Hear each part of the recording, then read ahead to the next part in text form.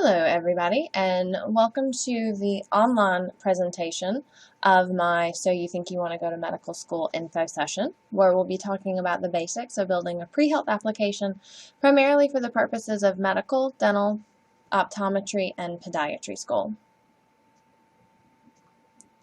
Topics covered today will include a bit about the pre-health advising office here at UNC.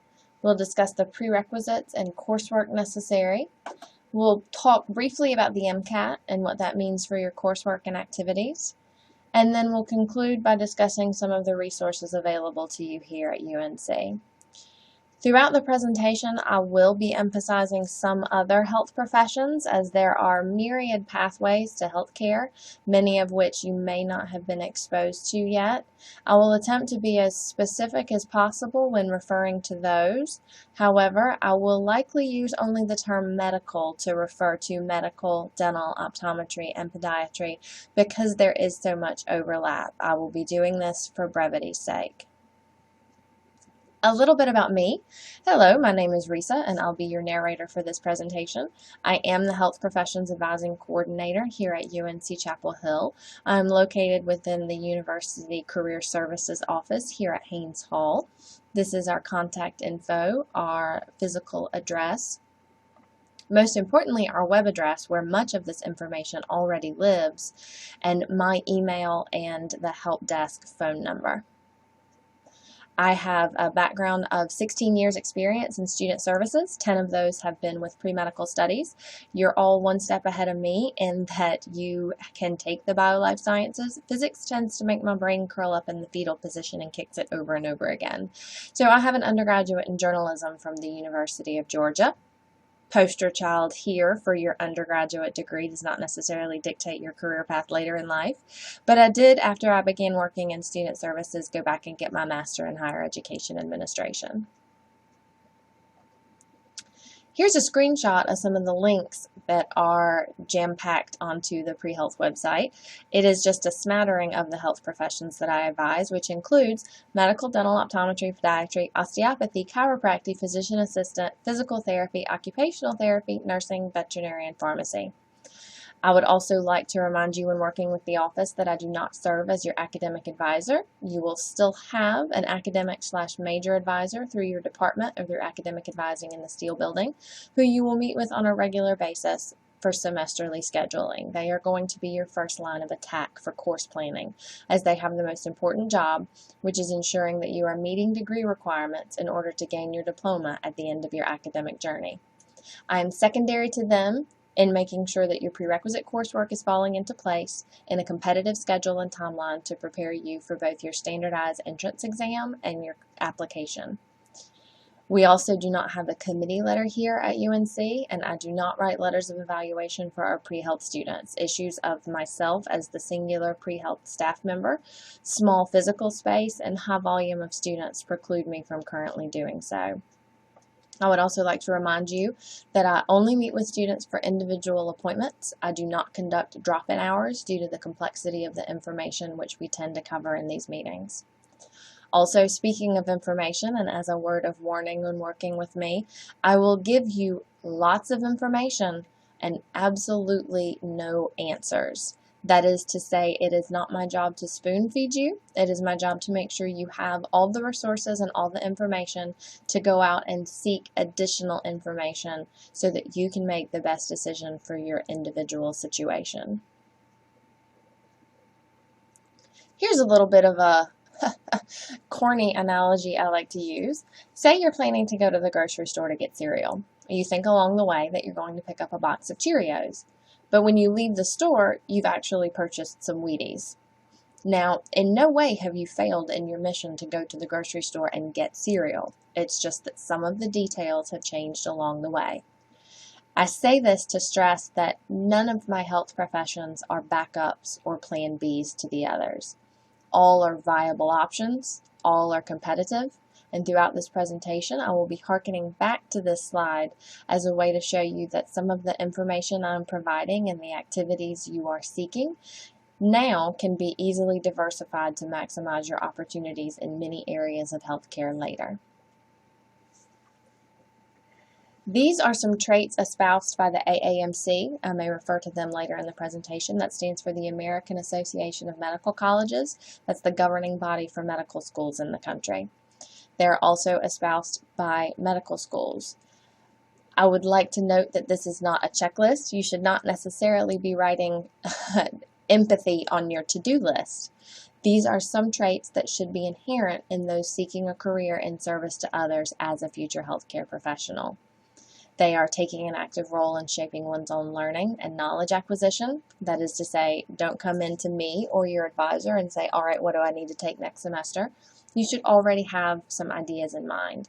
Self-management and coping skills, effort to foster a team environment, interpersonal skills and professionalism, empathy and listening skills when interacting with patients and their families. That's what's commonly referred to as bedside manner. Technical knowledge and skill, extra effort and motivation, mentoring skills, and the ability to remain calm under pressure. Now, we're not necessarily going to learn how to do these today, but we are going to learn how to point out in your current activities or in the activities in which you have upcoming, how to frame them positively. Wherever you are right now, ask yourself, what are the UNC-Chapel Hill pre-health requirements? What is one class you have to take? What is one thing you have to do? And then I want to give you an A for effort because that was a trick question. UNC does not have pre-health requirements. The medical schools, dental schools, optometry schools, they are the ones who set forth their own requirements. And these prerequisites generally make up 1 year of inorganic or general chemistry. Here it's Gen Chem. 1 year of organic chemistry, 1 year of biology, and 1 year of physics, all with labs. Now, what does that mean for you as a UNC-Chapel Hill student? Here is your chemistry sequence, 101 with lab, 102 with lab. It's a very good idea to take chemistry in the first semester if possible because it is a chain reaction where you have to finish one to move on to the next, and there are lots in the sequence. Now, you may notice for organic, what is missing from this slide is Organic 1 Lab. 261 does not have a lab component. What it does have is Analytical, 241 with lab. It serves as the de facto lab component for Chem 261. And while 261 is a prerequisite for 262 course, and 241 is a prerequisite for 262 lab, 261 is not necessarily a prerequisite for 241. It's very confusing, but that's just to say that there is some flexibility in which you can gain these credits. Now for biology, you have the Biology 101 with lab sequence, and what we recommend is Biology 252 with lab or 474 with lab. And we do this for a couple of reasons. One, it is one of the few upper level biology courses that actually has a lab component versus a recitation. And it is also incredibly valuable content for both preparation on the MCAT and demonstration of your ability to keep up with the medical school curriculum.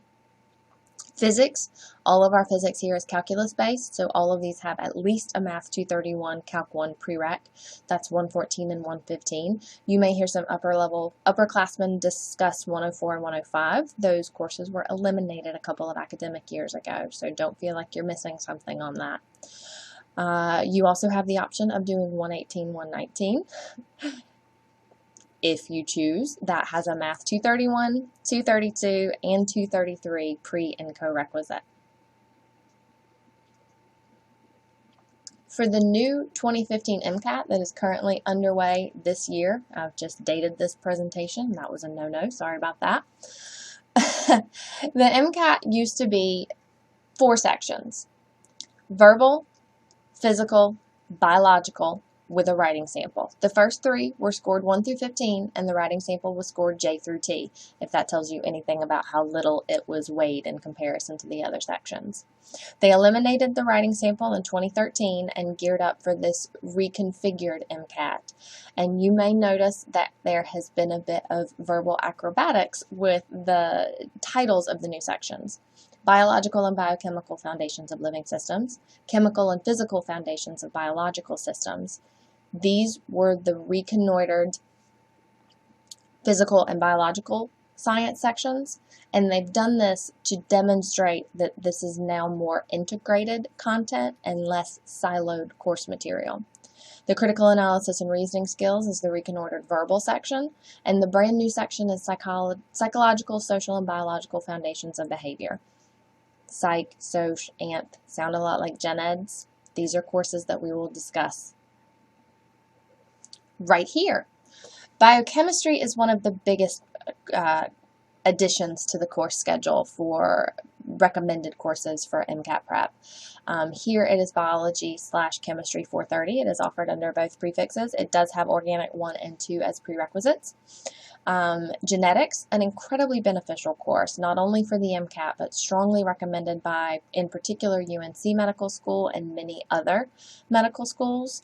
Statistics, there will be statistical concepts on the new MCAT, and the Psych, Soc, Anth. If you have room to fit them on your calendar, that is great. If not, there is some evidence that it is easier to self-teach social sciences than things like biochemistry. We need to talk about your AP credit. International Baccalaureate and CLEP, which is rarely used anymore, but IB, I see a lot of students still come in with, are treated essentially the same. There are many medical schools that have policies on how many, if any, AP credits they will accept in prerequisite courses. Now, that is not to necessarily say you have to go back and retake everything that you AP'd out of. What medical schools still require, in addition to your AP credit, would be the 2 semesters of that subject with lab. They would actually prefer you progress in the sequence, with the exception of if your AP credit or IB credit did not necessarily prepare you to move forward at the level of academic rigor, such as here at UNC-Chapel Hill. For example, if you did AP or early college out of Chem 101 and 102, do you really feel comfortable diving straight into organic here at UNC-Chapel Hill your first semester, first year? Those are questions that you must ask and only you can answer. Early college is a little different from AP and IB credit in that it is issued on a transcript from an institution of higher ed, but the same questions still apply. How well did it prepare you to move forward in the sequence? Transfer credit and courses taken outside of UNC-Chapel Hill. I get this question a lot. How does it look if I take something somewhere else? The bottom line is the bio-life sciences are difficult anywhere. What you never want to do is give the impression that you are trying to do an in-run around UNC's curriculum. So the hierarchy of preference is certainly other four-year institution. I would not necessarily recommend a lot of community college or certainly not online credit, and I would try to minimize the number of classes that are taken outside UNC, but that is something that can be discussed on a case-by-case basis. All that being said, what should you major in? I'll just let Anna Kendrick speak for me.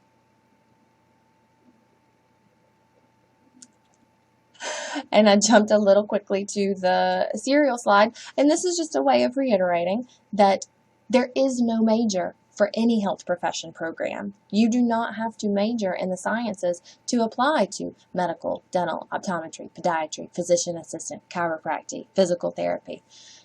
What they care about and what matters most to these programs is your performance in the prerequisite courses that they have set forth.